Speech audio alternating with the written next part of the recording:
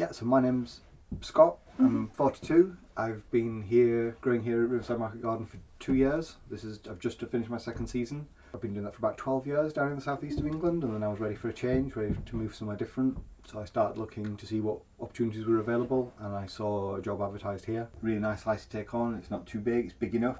Not too many staff because of the size, so that can keep things very efficient. Yeah. You know, we can make good use of the space. So yeah, I made contact, came to visit and had an interview, and yeah, the more time I spent here, the more I felt like I could live here, I could stay here.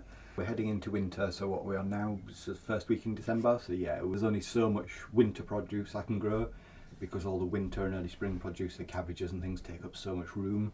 The purple sprouting broccoli and all they're such big plants, you know, so there's only so much of that I can factor in to keep the balance. The way we work things here seems to work well, where we run a season fully with farmers market and a weekly box scheme from the start of June to the end of December, and then outside of that we don't do a farmers market and we only do a fortnightly box scheme, and so that makes it fits in better with the season and how the vegetables are growing. When the vegetables are plentiful, we've got the outlets, and then now when there's less growth and it's just a case of selling what's already been grown.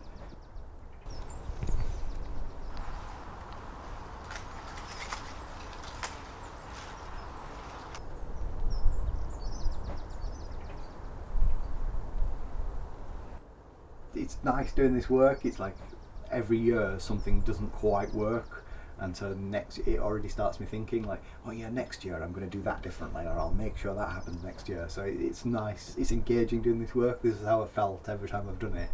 I get to the end of one season and I'm getting excited about how I could make things better the next season, and I will already have my home here, and I will have already got to know the soil quite well, and I've got to know the machinery quite well, and yeah, and I've come up with a few new ideas, and I've got some rhubarb to plant, and I'm going to maybe try and plant some asparagus next year. So all the time it's getting just a little bit better and a little bit easier and a little bit more efficient.